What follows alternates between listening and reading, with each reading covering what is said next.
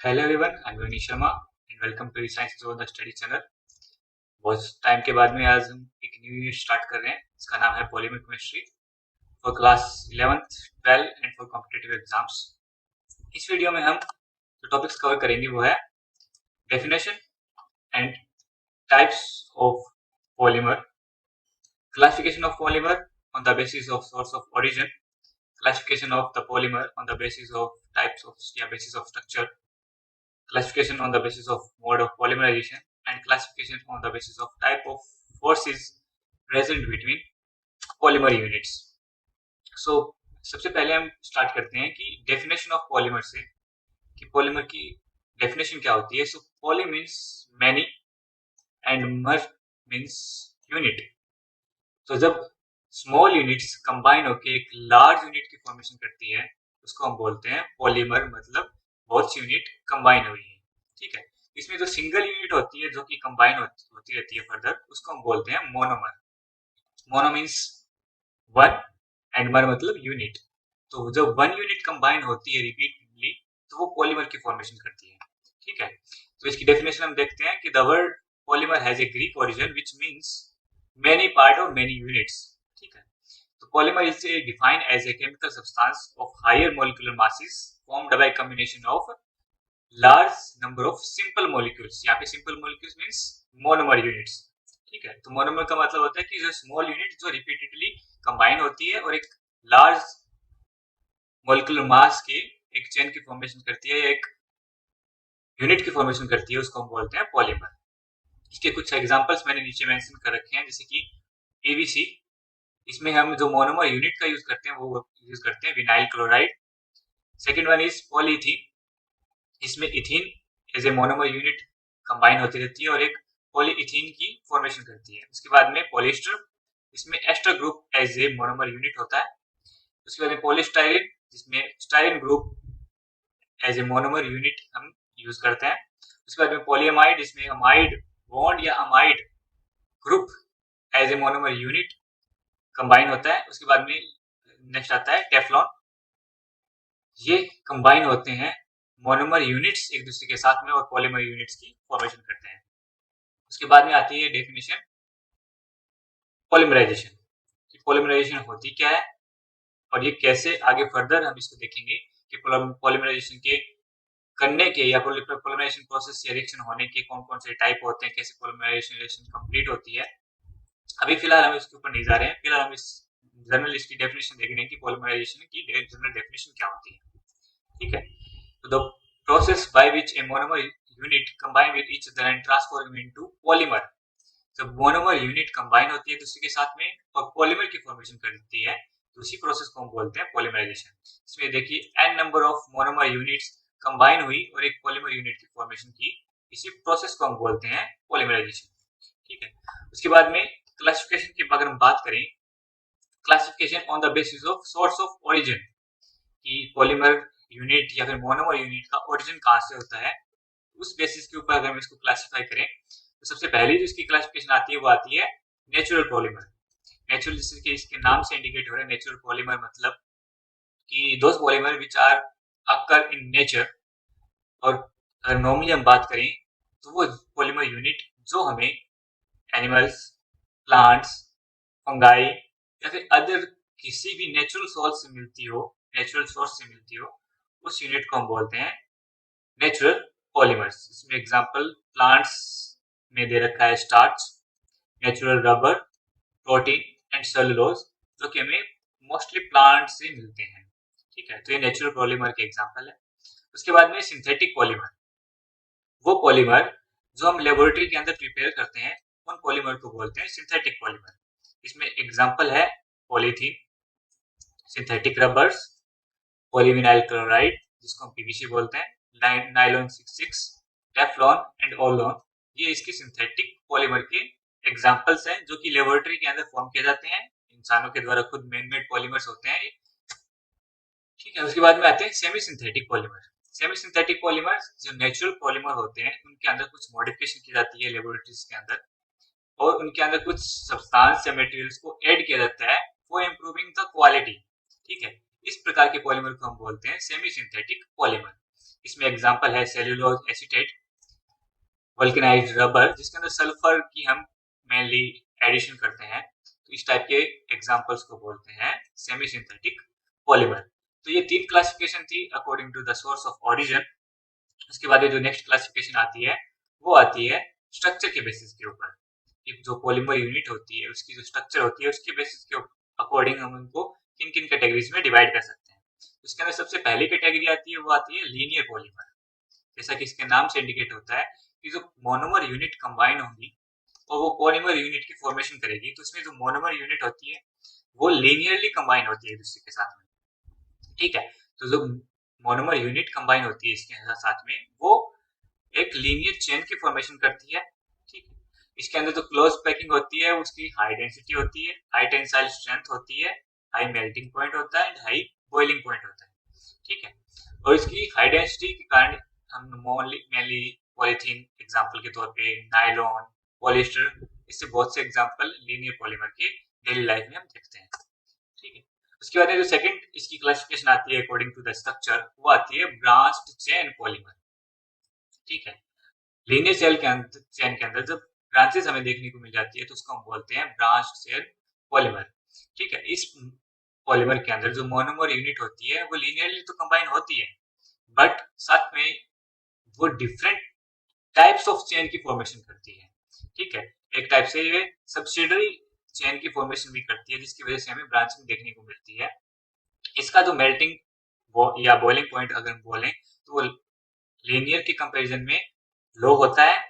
इसकी जो लो tensile strength होती है वो भी लो होती है। ठीक है, इसके कुछ एग्जांपल है जैसे कि low density polythene, starch and glycogen.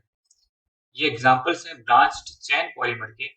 उसके बाद में जो थर्ड क्लासिफिकेशन है according to the structure of polymer वो है क्रॉस्ड लिंक्ड पॉलीमर और नेटवर्क पॉलीमर। ठीक है, इसमें क्या होता है कि ब्रांच पॉलीमर के अंदर हमें ब्रांचेस देखने को मिलती है बट जब वो ब्रांचेस एक दूसरे के साथ में अगेन कंबाइन हो जाए और एक नेटवर्क की फॉर्मेशन करने लग जाए उस टाइप के पॉलीमर को हम बोलते हैं क्रॉस्ड लिंक्ड या नेटवर्क पॉलीमर। ठीक है, जैसे कि जो पॉलीमर यूनिट है वो कंबाइन होती है तो उसके अंदर जो हमें नेटवर्क देखने को मिलता है वो 3 डायमेंशन के अंदर देखने को मिलता है। 3 डायमेंशन के अंदर वो एक दूसरे के साथ में कंबाइन होती है।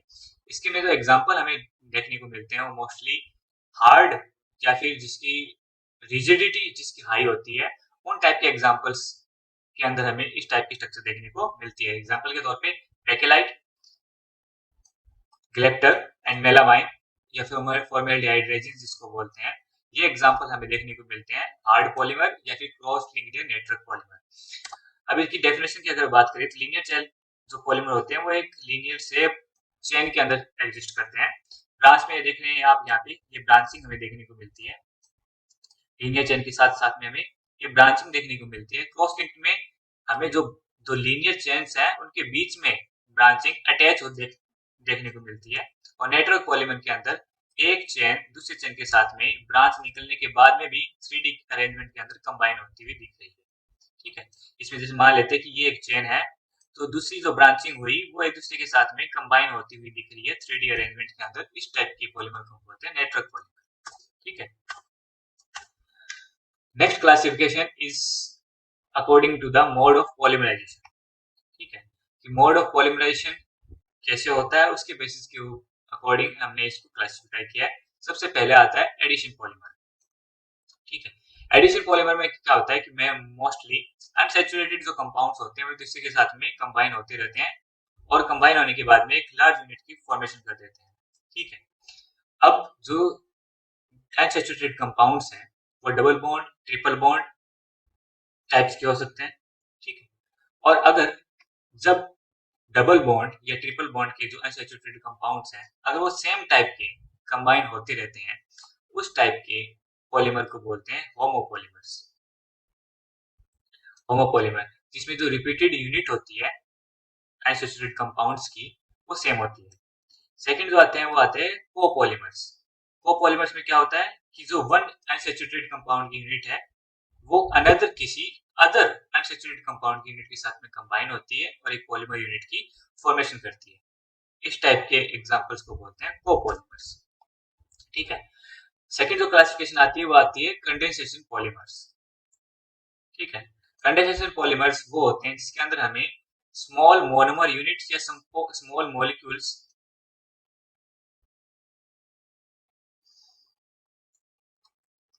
एक्स्ट्रा साइड प्रोडक्ट देखने को मिलते हैं, उस टाइप के पॉलीमर को बोलते हैं कंडेंसेशन पॉलीमर। ठीक है, जैसे कि एग्जांपल के तौर पे H2O as a side product हमें देखने को मिल गया, NH3 as a side product देखने को मिल गया। ठीक है, या फिर कोई एल्केन हमें साइड प्रोडक्ट देखने को मिल गया। इस टाइप के स्मॉल जो molecules as a side product हमें देखने को मिले, उस टाइप के पॉलीमर को बोलते हैं कंडेंसेशन पॉलीमर। इसके एग्जांपल्स हैं नायलॉन 66, नायलॉन 6, एडिपिक एसिड।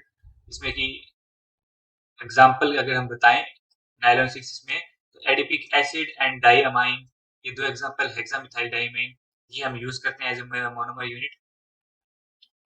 अगर नायलॉन 66 की बात करें तो इसमें हम हेक्सामिथाइल डाइअमीन एंड एडिपिक एसिड को यूज करते हैं एज ए मोनोमर यूनिट। तो इसमें वाटर एलिमिनेट होता है as a side product.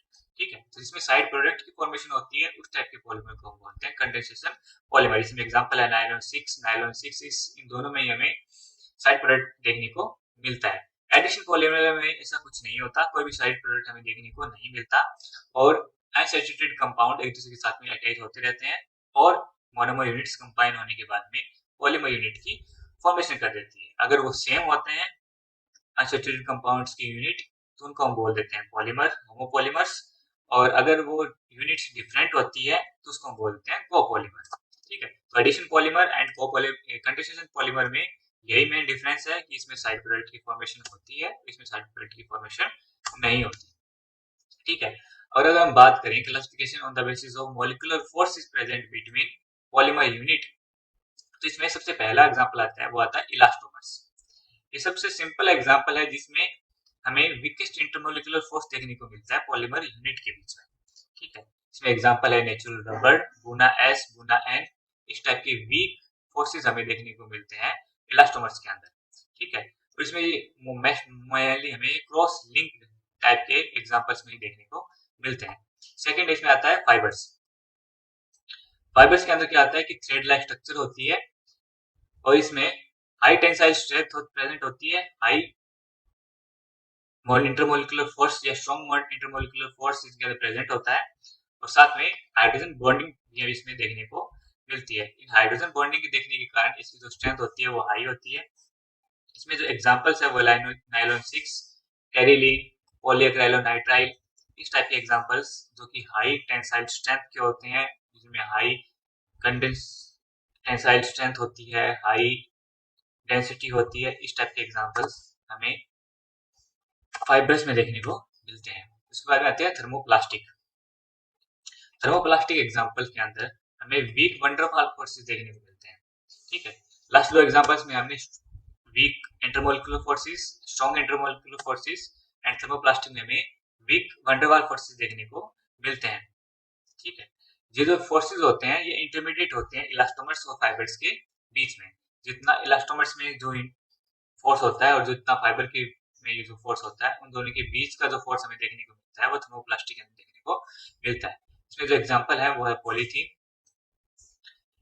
Plasticisers जो एग्जांपल्स होते हैं पॉलीस्टाइरीन, ये एग्जांपल हमें थर्मोप्लास्टिक के अंदर देखने को मिलते हैं। थर्मोस्टैटिक प्लास्टिक्स क्या होते हैं जिसके अंदर हाई या फिर हम बोल सकते हैं स्ट्रॉन्गेस्ट फोर्स जिसके अंदर देखने को मिले, सॉलिडिटी या रिजिडिटी जिन पॉलीमर्स में ज्यादा हो, जिनकी टेंसाइल स्ट्रेंथ ज्यादा हो, जिनका मोलिकुलर मास ज्यादा हो। ठीक है, या फिर जिनका मेल्टिंग पॉइंट या बॉइलिंग पॉइंट ज्यादा, उन टाइप के एग्जांपल्स के अंदर हमें थर्मोसेटिंग पॉलीमर्स प्लास्टिक या थर्मोसेटिंग पॉलीमर देखने को मिलता है। एग्जांपल के तौर पे bakelite, melamine, formaldehyde resins, urea formaldehyde resins, ये एग्जांपल्स मोस्टली हमें देखने को मिलते हैं थर्मोसेटिंग पॉलीमर्स में। ठीक है, आज के लिए इतना ही, मिलते हैं नेक्स्ट वीडियो में, पॉलीमर यूनिट को कंटिन्यू करेंगे।